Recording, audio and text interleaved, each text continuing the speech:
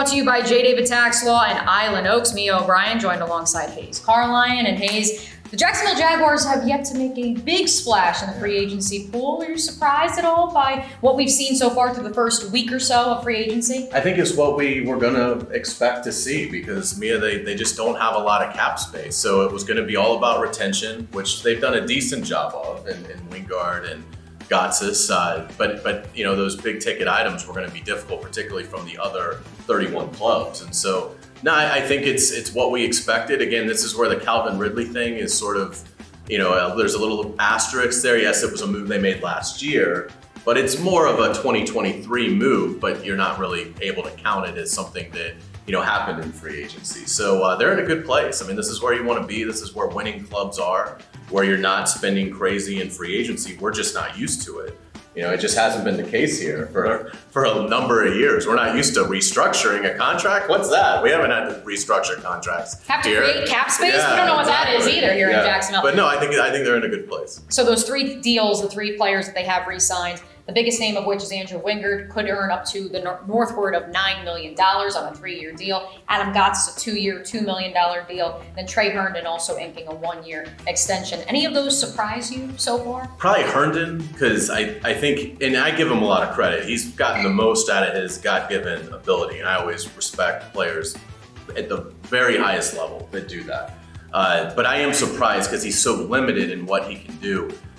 So I think Herndon coming back is interesting, but he's a reliable player and he's a smart player. He's better in the red zone when the lack of speed can't be exposed.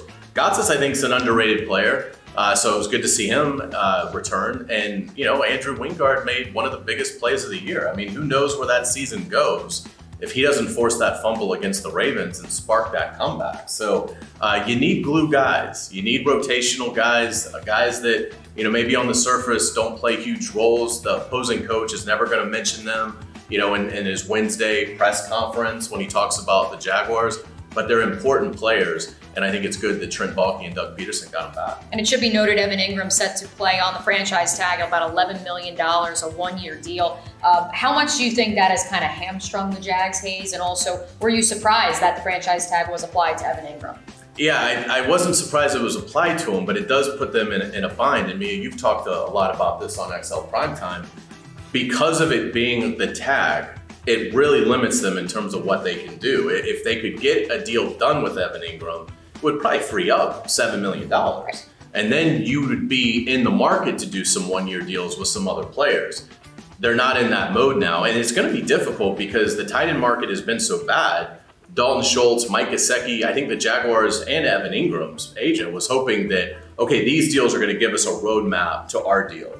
But they haven't, because the deals have been so bad that I don't think Evan Ingram's going to look at that and say, that's what we're looking for. They're looking for more. And the Jaguars are going to be like, well, look, all we can go off of is what the market's telling us. These were the top 2 guys on the market, and they're getting basically 1-year, $8 million, $9 million deals. So I think it's going to be difficult for the Jaguars to I hope it happens. And I know that, you know, Evan Ingram wants to be here. The Jaguars want to have him, but we know it comes down to money. And if you're Evan Ingram, why wouldn't you play on the tag, re-enter free agency in 2024 when everyone else is going to have tons more money because of the Amazon TV deal and see what your market looks like in a year? Bet on yourself again. So I think it's going to be tough to come to a deal with Evan Ingram at this point because of the climate that we've seen in free agency. Free agency is nowhere near over for what it's worth. Any other players potentially you think the Jaguars could target in the next few weeks and months? Yeah, I mean, I think they need veteran edge help, so it would make certainly sense there.